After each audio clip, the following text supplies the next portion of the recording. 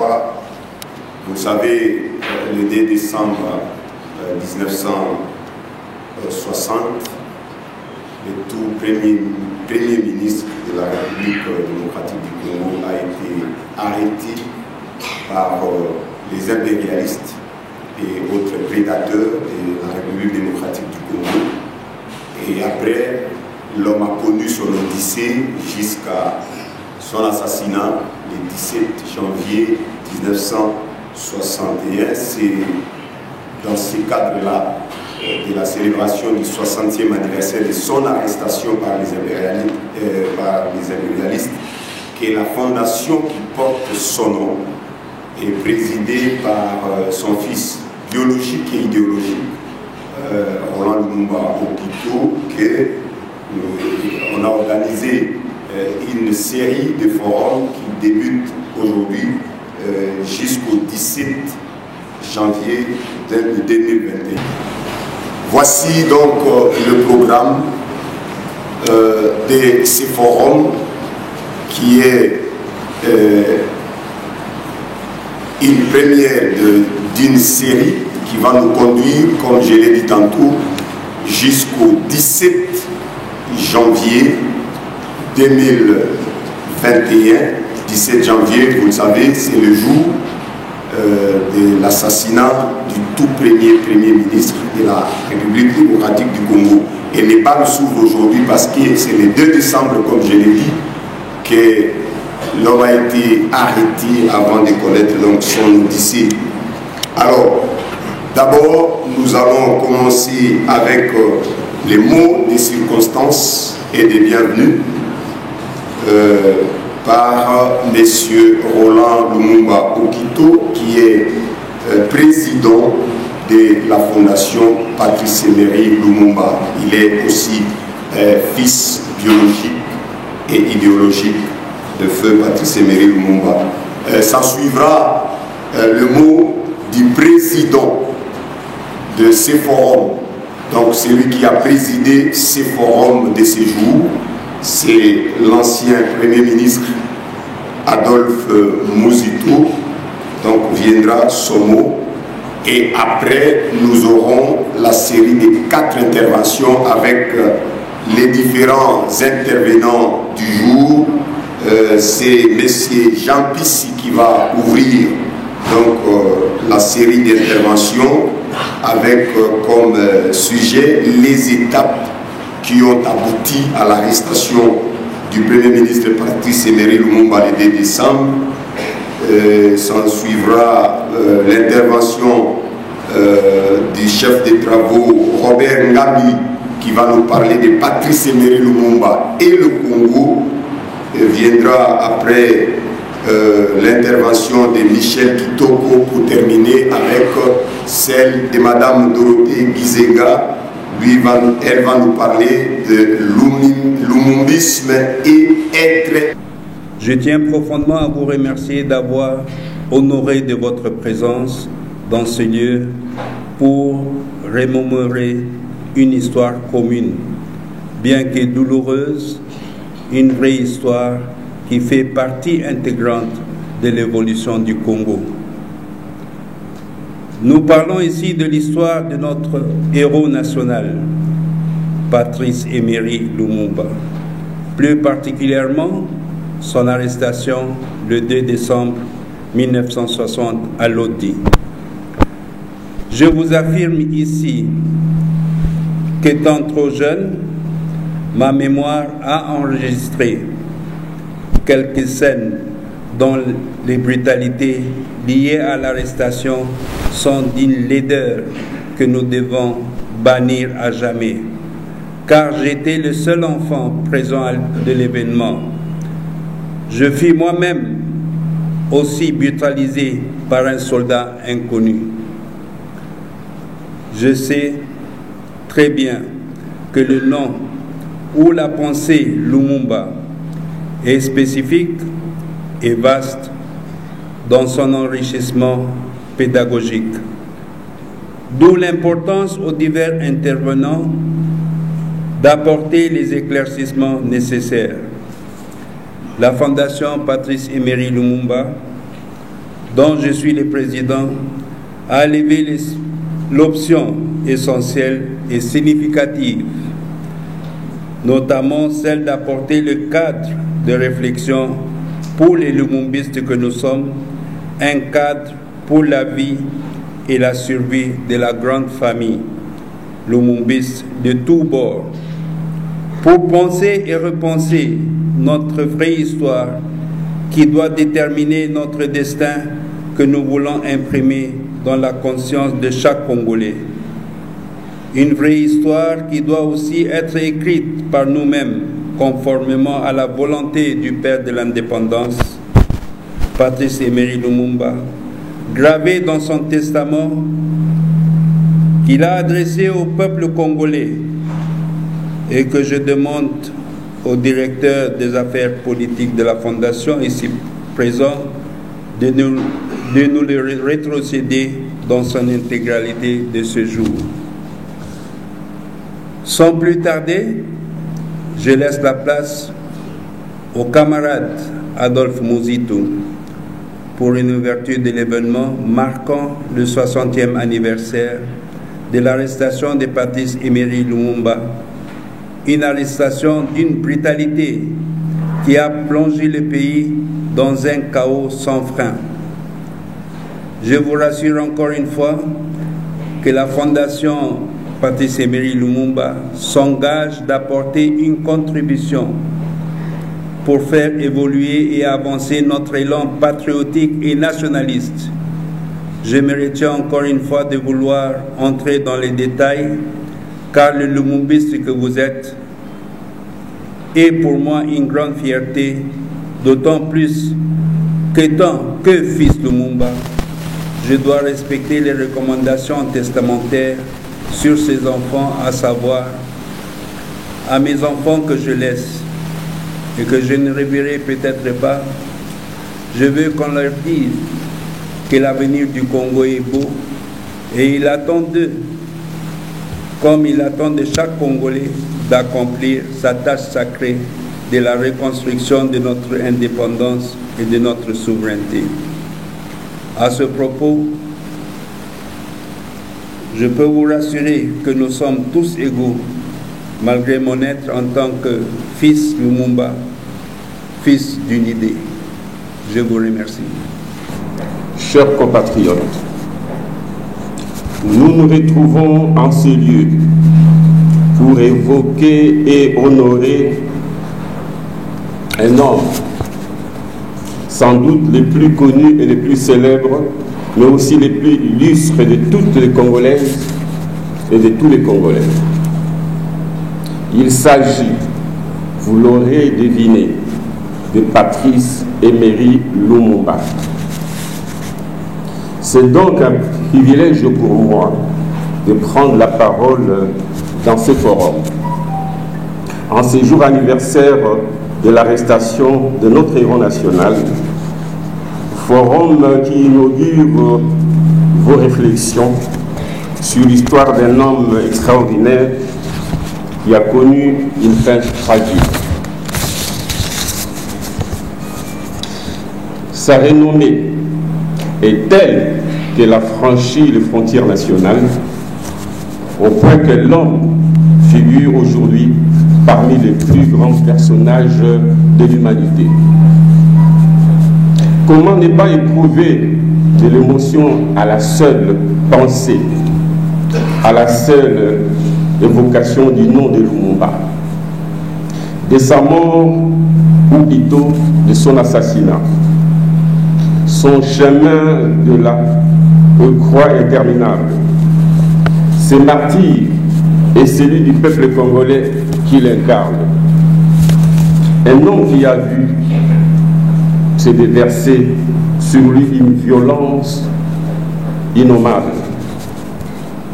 Il fut assassiné le 17 janvier 1961 et fut consacré héros national par un peuple qui le portait et qui s'est senti orphelin. Lors de son discours du 30 juin 1966, le président Mobutu n'est venu qu'entériner cette volonté populaire en proclamant Patrice Emery Lumumba héros national. Il ne s'agissait pas seulement de l'assassinat physique d'un homme, mais aussi celui d'un peuple, de sa démocratie, de sa souveraineté et surtout du projet d'édification d'une nation dont il était le porte-étendard. La Belgique a eu le courage de reconnaître finalement son implication dans la mort de Patrice Emery Lumumba et a présenté ses excuses à la famille et au peuple congolais tout entier. Nous nous en félicitons. Mais dans cet acte odieux, il n'y a pas que l'étranger sur qui pointer le doigt. Notre responsabilité en tant que peuple et en tant qu'État doit être engagée et la Belgique assume aujourd'hui la sienne dans la volonté de la relecture de notre histoire commune. Nous, la RDC, devons aussi le faire à notre tour. Chers compatriotes, depuis la mort de Lumumba, le Congo, notre pays, a sombré sur le plan politique, économique et social. Ses ennemis n'ont jamais baissé la garde. Nous ne nous sommes jamais relevés en tant que peuple. Il se pose toujours les problèmes de légitimité de nos institutions politiques et de leurs animateurs, ainsi que celui du redressement économique et social de notre nation.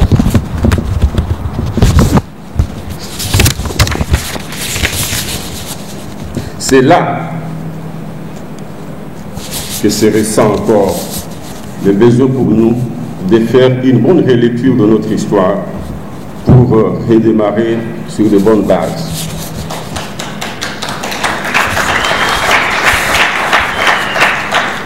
Pour la RDC donc, Lumumba résume en lui et à lui tout seul notre combat pour la liberté, la souveraineté, l'unité nationale et la démocratie.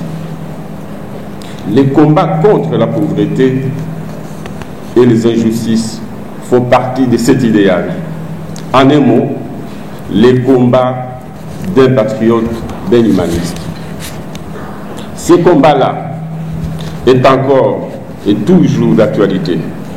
C'est un combat noble.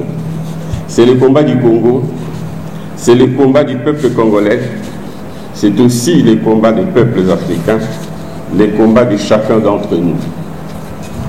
Aujourd'hui encore, plus qu'hier, 60 ans après, pour les mêmes motivations mercantilistes des multinationales, des milliers de Congolais, principalement dans l'est du pays, sont assassinés, chassés de leurs terres, forcés d'abandonner leur village pour aller mourir de faim et de maladies sous des abris de fortune.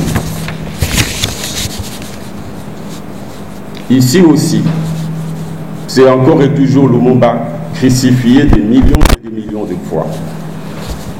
Chers compatriotes, sur la tragédie de cet homme, la vérité devra être dite afin que nous puissions nous réconcilier avec lui-même et avec le monde. Le peuple congolais tirera de la mort de son héros les ferments pour construire un Congo nouveau et prospère. Cependant, la relecture de l'histoire dramatique de notre pays ne se fera pas, ne devra pas être fait pour remuer le couteau dans la plaie ou pour régler des comptes, mais pour dire ce que, pour dire et se dire encore, plus jamais cela. Ainsi, le développement du Congo dépendra donc de la capacité de ses filles et de ses fils à assumer son passé, aussi douloureux qu'il soit, et de la capacité de créer de nouvelles relations avec l'Afrique et le monde. Mais si, sur le plan politique, le peuple congolais peut trouver des ressources pour se régénérer, il reste pour l'État congolais la responsabilité de réparer les préjudices subis par la famille Lumumba. Ainsi, justice sera faite. À mon sens, chers compatriotes, sans anticiper sur les conclusions de vos réflexions, celles-ci devraient avoir comme objectif primordial le rétablissement de la vérité, la prise de conscience sur notre destin commun en tant que peuple, avec comme résultat ultime, ainsi que l'a prophétisé notre héros national, Patrice Emery Lumumba, je cite, « Nous allons faire du Congo le centre de rayonnement de l'Afrique tout entière. » Je souhaite plein succès aux assises de la Fondation Lumumba et je vous remercie. Vous allez remarquer que nous allons parler de noms comme c'était à cette époque-là. Léopoldville, c'est Kinshasa aujourd'hui. Stanleyville, c'est Kisangani. Et Tisville, c'est Mbanzangungu. Ici, nous allons évoquer les étapes qui ont conduit à l'arrestation puis à l'emprisonnement de notre héros national. Jusque dans les années 1990, l'on accréditait la thèse selon laquelle l'arrestation et la mort de Patrice Lumumba étaient le fait de seuls Congolais. Mais en 1999, un sociologue allemand du nom de Ludo de Witt a battu en brèche cette thèse-là dans son livre paru justement cette année-là en 1999, intitulé « L'assassinat de Lumumba ». Il démontre la part de responsabilité de son pays, la Belgique, dans cette arrestation et dans cette mort. Ce serait donc la Belgique qui avait tout planifié et tous les ordres venaient de Bruxelles. Les Congolais étaient là pour les exécuter. Pour élaborer notre récit, nous avons naturellement lu quelques ouvrages et c'est ce que devrait faire chacun de nous quand il essaie de raconter l'arrestation et la mort de Patrice Lumumba. Ces ouvrages sont au nombre de 5 ou 6. Il y a d'abord le livre de Heinz et Donald, ce sont 2 auteurs belges. Le livre s'appelle Patrice Lumumba, les 50 derniers jours de sa vie. Le livre a été publié en 1966. Le deuxième livre a été écrit par Cléophas Kamitatu, qui s'appelle La grande mystification du Congo-Kinshasa, les crimes de Mobutu. Le livre a été publié en 1992. La vraie version de ce qu'on appelle l'héritage de notre héros national, Patrice Emery Lumumba, ou bien de celui qu'on appelle Laurent Désiré Kabila. Il a toujours suivi, disant même à sa mère que moi je serai deuxième Lumumba. Et avec lui, nous avons fait 37 ans de résistance au maquis. Où le feu, Antoine Gizenga nous a, il a vu qu'est-ce que c'est Ouagora, qu'est-ce que c'est Ouyimbi, et même François Lumumba, qui s'y est rendu aussi pour voir la résistance. Pourquoi cette résistance que nous appelions la légitime défense?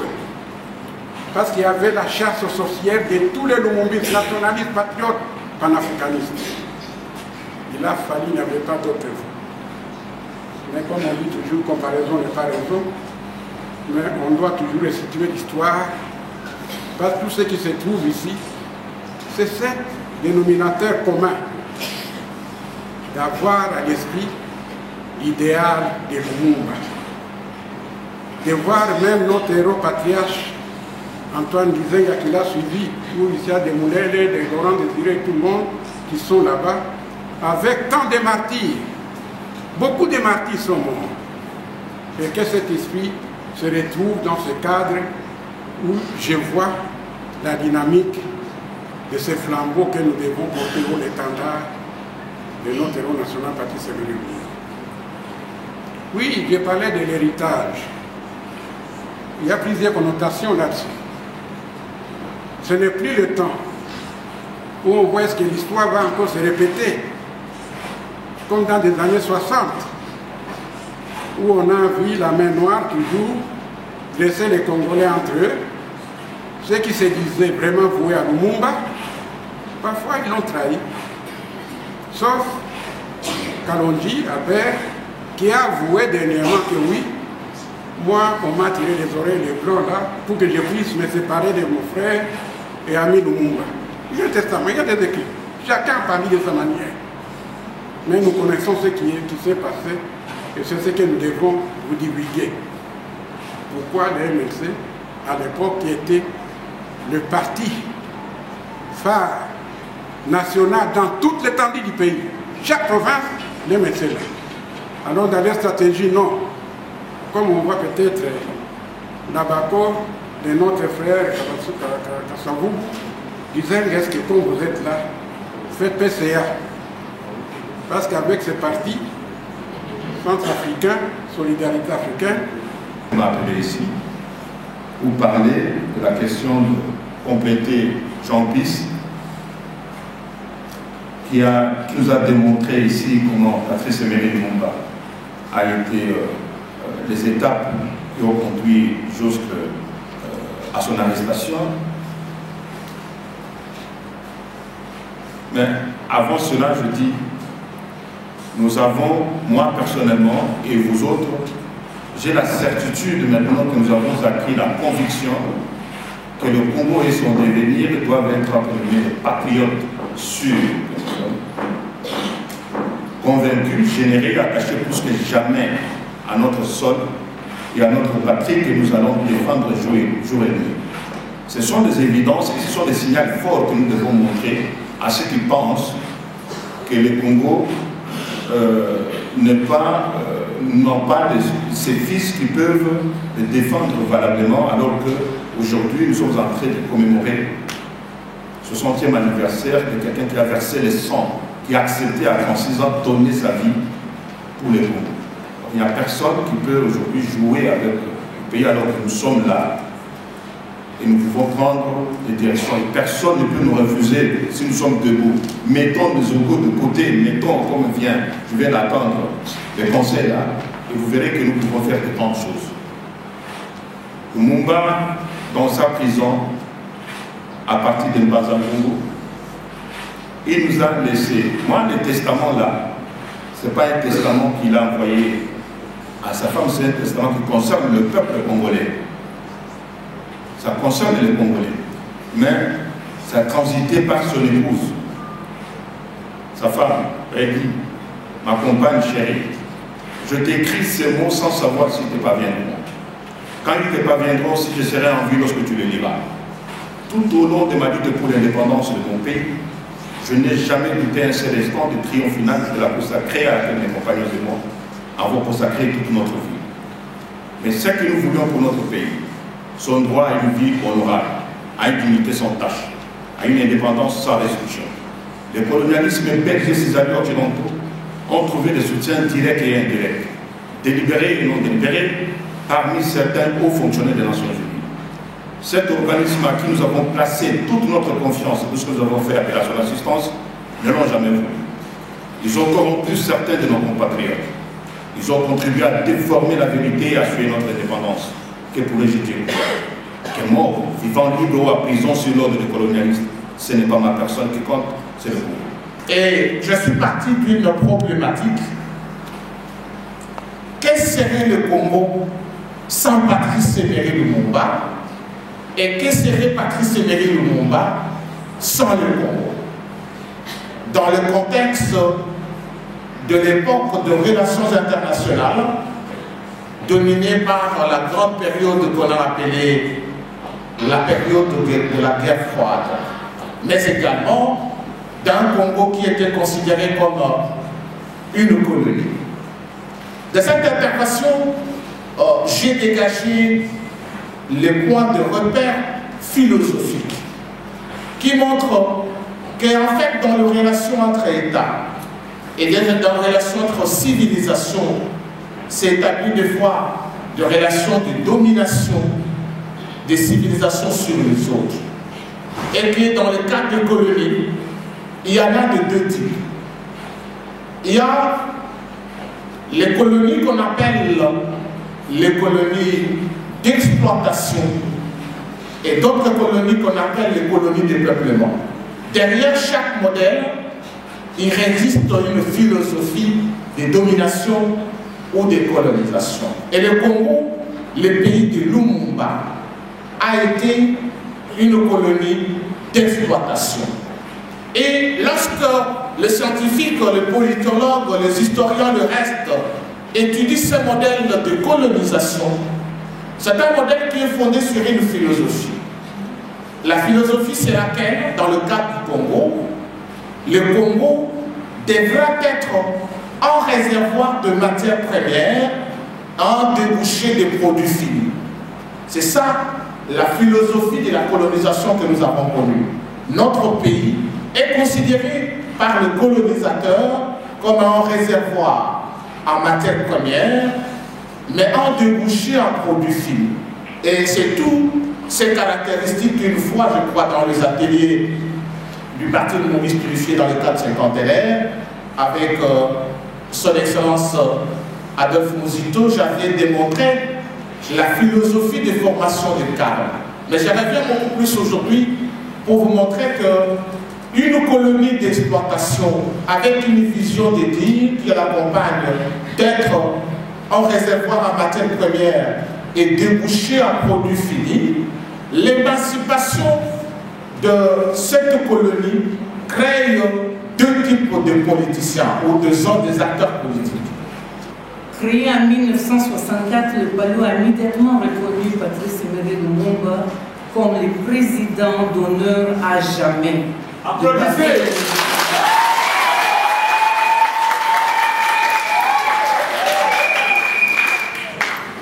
Il est devenu héros national en 1966, mais il était notre président d'honneur à jamais en 1964.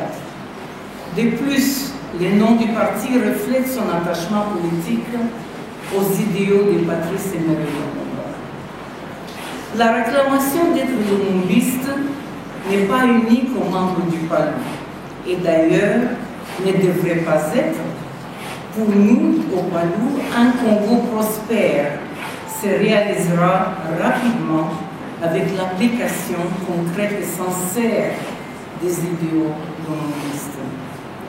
On constate aujourd'hui cependant que la qualification lumumbiste est utilisée par de nombreux comme une sorte de caution pour une légitimation des positions politiques, mais que dans la pratique, les idéaux sont souvent ignorés. Ainsi, pour la présentation d'aujourd'hui, j'ai choisi le thème de lumumbisme et être lumumbiste. Depuis mon jeune âge, et je n'exagère pas lorsque je vous dis qu'à l'âge aussi jeune que 5 ans, le patriarche Antoine Gizenga, étant le premier éducateur de ses propres enfants, me parlait du Congo, de Patrice Lumumba et de la raison pour laquelle nous avions quitté le Congo. Mais que surtout nous allions y revenir un jour et y vivre les idéaux lumumbistes. Applaudissez!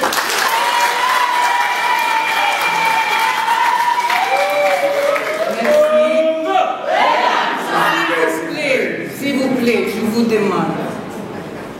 Au fur et à mesure que les récits se répétaient et approfondissaient avec mon âge croissant, les principes et les valeurs de notre père et de Patrice Emery Lumumba devenaient très clairs.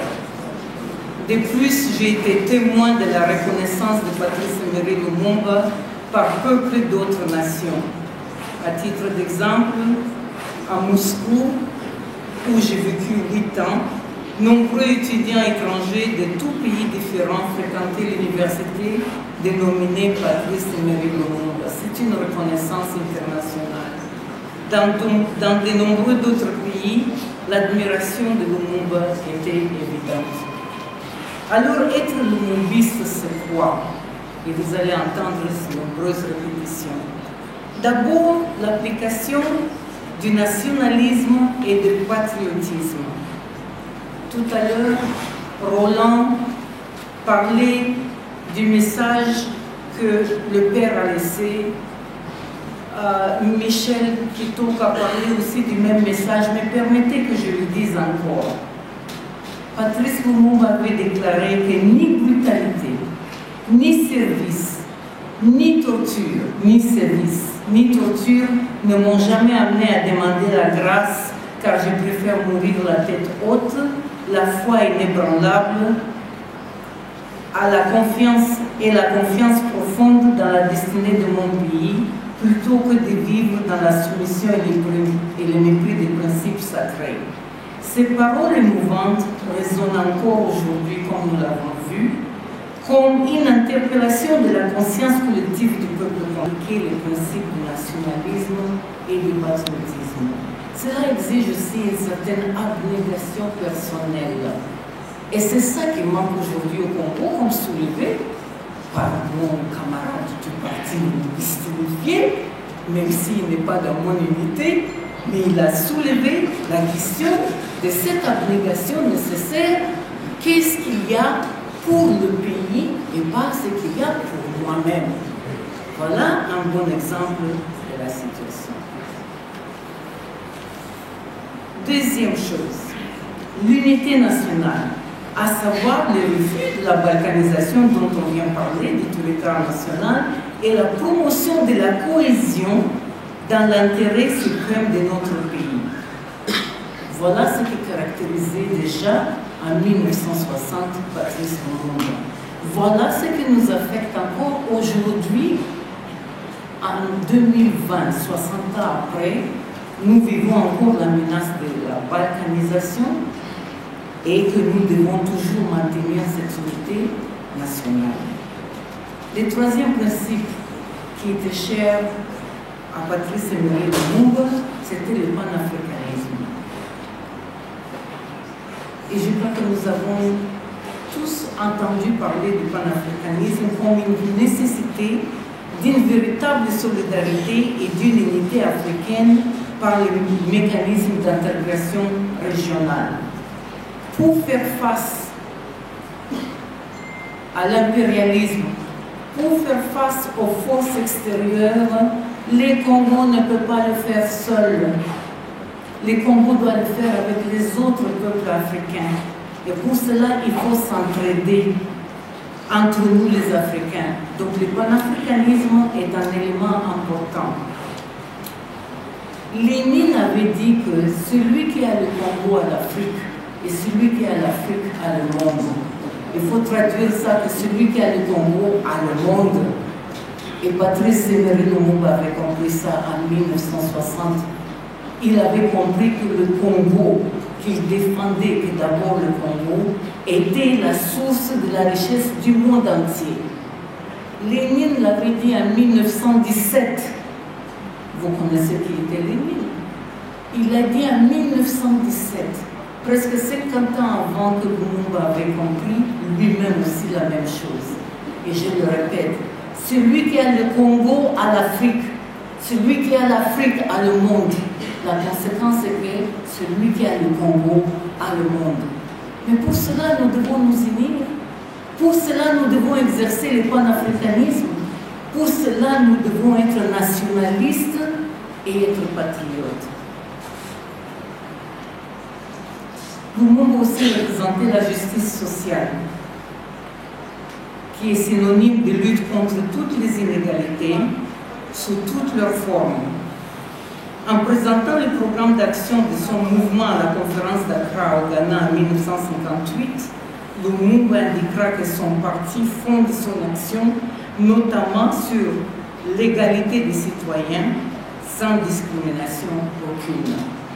Aujourd'hui, notre justice sociale dans la société congolaise laisse à désirer. Et nous sommes tous responsables de cela. Si nous nous déclarons lumumbistes, la justice sociale doit être primaire au Congo. Et ça, c'est être lumumbiste. Ce n'est pas être lumumbiste par nom, mais agir en lumumbiste. Il y a aussi la participation citoyenne. Ça, c'est une des choses plus rares qu'on mentionne par rapport à Patrice Emery Lumumba. Elle est attachée à la promotion d'une citoyenneté plus active. Lumumba revendiquait à travers son ouvrage de Congo, Terre d'avenir, est-il menacé, que tout Congolais qui le désire puisse participer à la gestion des affaires de sa collectivité. Tout Congolais a le droit de participer à la gestion de sa collectivité. Quelle est notre collectivité? Donc c'est ça que Lumumba réclamait déjà à l'époque dans son ouvrage qu'il a écrit. Évidemment, nous sommes aussi avec le concept d'autonomie, avec ouverture, qui décrit un parti fort, un pays fort et capable de se prendre en charge avec l'autodétermination,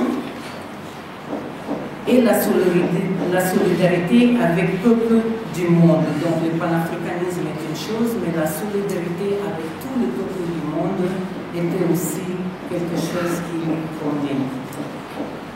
Alors, quand on parle de lumumbisme, ce n'est pas seulement ce que Lumumba lui-même a exercé, c'est d'autres personnes aussi qui se sont rejoints à ces principes. Tout cela forme le lumumbisme en particulier.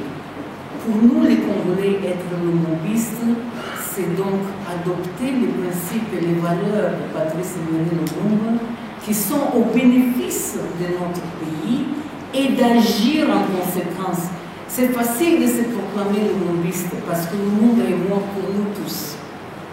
Donc tout le monde peut réclamer Lumumba comme un de leurs. Et c'est une bonne chose. Mais pour être lumumbiste vraiment, il faut savoir appliquer les principes et les valeurs de Patrice Emery Lumumba.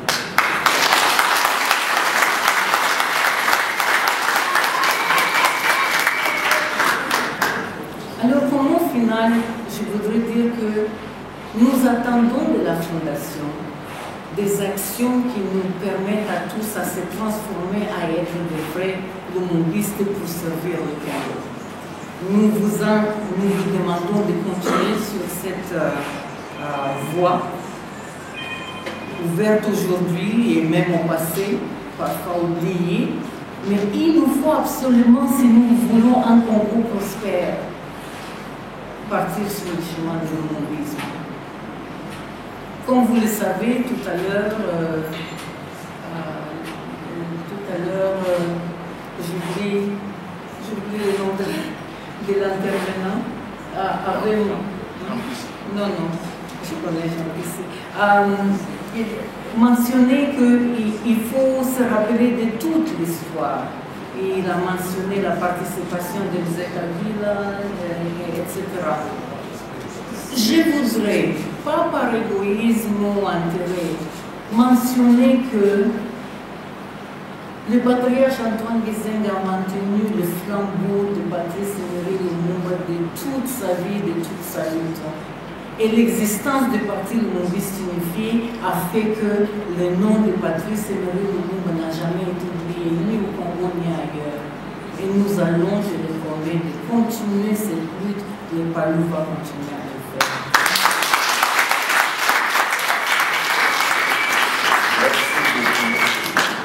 Merci beaucoup.